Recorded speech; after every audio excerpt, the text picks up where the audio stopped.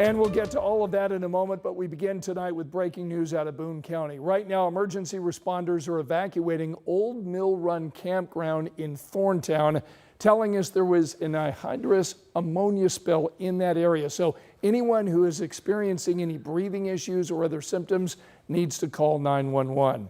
Now we want to get you to the weather impact. We've got rain moving in overnight. You may see it hanging around for the morning drive. We've got Rob in tonight for Angela, so how much rain are we talking about? Well, it's going to be hit and miss, so not everyone is going to receive heavy rain, but those that do could get into some heavy downpours, and I think by tomorrow morning the commute's certainly going to be impacted. All right. Let me show you what we're looking at right now. Not super impressive on satellite and radar, but that's what we expected. We knew that through about midnight things wouldn't look very active on radar, and that's certainly been the case.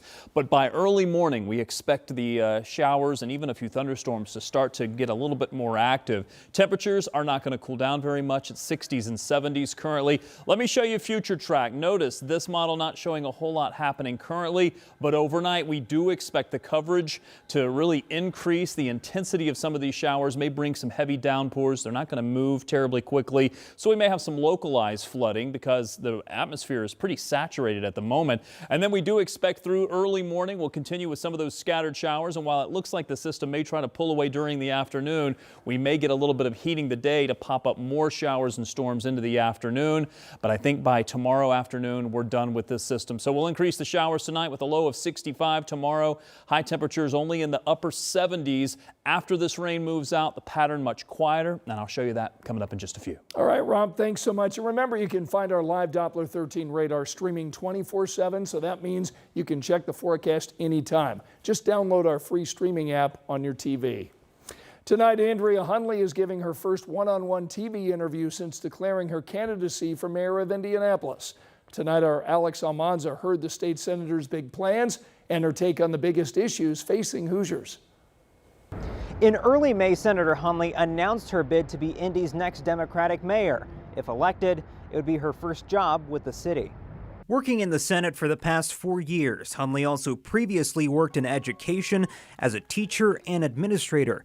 But Hundley says that experience gives her a more fresh perspective than her counterparts who already have city experience. Why should voters trust you, kind of an outsider, to lead one of the biggest cities in Indiana?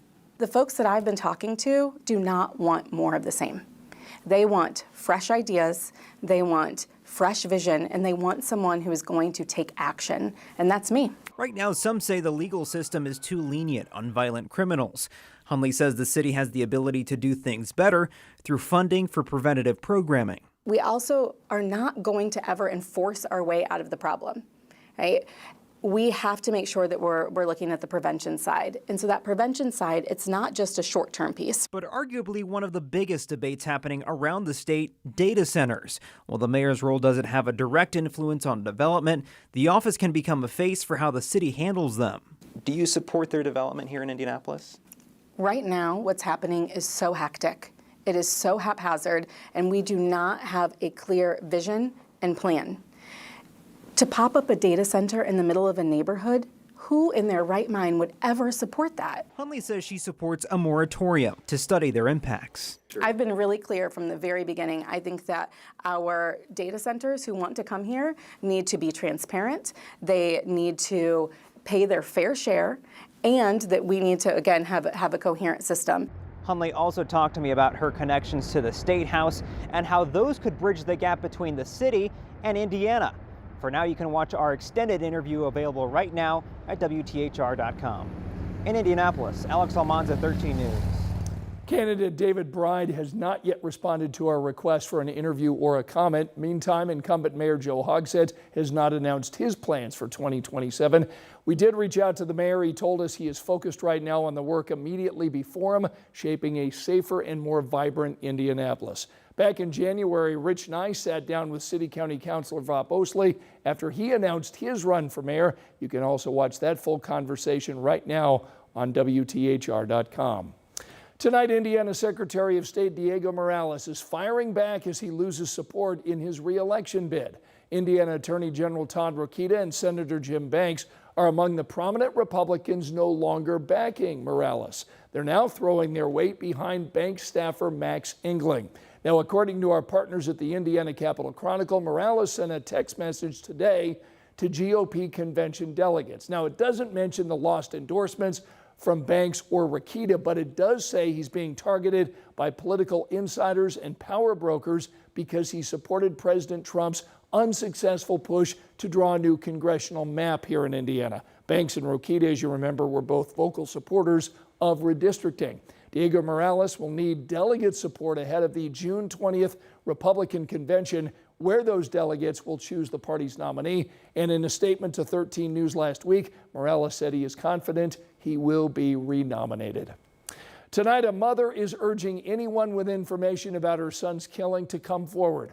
Her plea tonight comes with call to action for state lawmakers. We know everyone that was there. We know who shot Chris. We know what happened. We know all the details. That is Sharita Williams, who told us it is one thing to know something, it's another to prove it. She told us she needs to prove it to get justice for her son, Chris Fitzgerald II. Police found Fitzgerald shot inside of an apartment last January on the west side of Indianapolis. His loved ones told us uncooperative witnesses are slowing this investigation, but witnesses are not required to stay on the scene unless they are detained. Now Williams is pushing for a law requiring people to report a homicide. I came all the way here because I want justice for Chris, and I won't rest until I have it. And that type of information can set a case on the path of success as far as solving it, and can allow our detectives to clear that case and provide some sense of justice. Tonight, police make it clear that detectives are actively investigating Fitzgerald's death. Now, if you've got any information that can help police, please call IMPD or Crime Stoppers, and remember, you don't have to give your name. A family is feeling frustrated this evening after a driver in a suspected drunk driving case reaches a plea deal. 31-year-old Aaron Radford died in the crash that happened last September. Radford was riding in a Lyft at Ohio and East Street here in Indianapolis.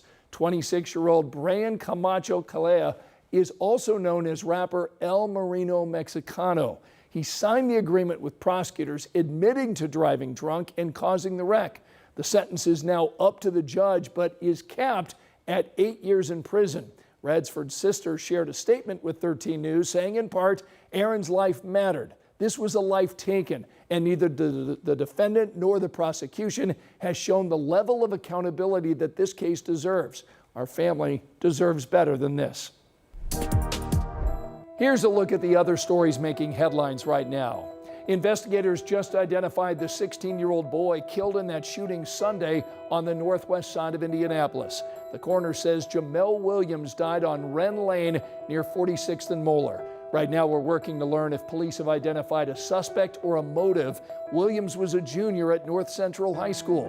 The school is offering counseling for students who need it. In northern Indiana, a state trooper is recovering and a driver is dead after a shootout during a traffic stop. All of this unfolding this morning in Hammond, Indiana. State police say a trooper pulled the car over and held the driver and passenger at gunpoint while calling for backup. More officers arrived as the gunfire started. The 34-year-old driver died. The trooper is home recovering tonight, and a passenger in the car is now in custody. Tonight, Eli Lilly and Company confirms it is acquiring 3 vaccine development companies. This is a deal worth nearly $4 billion. Each company focuses on different types of vaccine or disease. Lilly leaders say that's part of a strategy to address significant health problems. This deal depends on closing conditions and a waiting period under antitrust laws. The city of Westfield won't be hosting national teams during this year's World Cup. Grand Park had been on the list of potential sites, but FIFA released its final list and no Grand Park. FIFA leaders say they presented teams with options and the teams submitted their choices. DPW crews are getting some work done right now on the southeast side of Indianapolis, patching roads in Franklin Township. They posted pictures of the work along Franklin Road between McGregor and County Line. You can report potholes near you. We posted that contact information for you on WTHR.com. And remember, you can find all of our latest local stories streaming anytime. Just scan this QR code on your screen.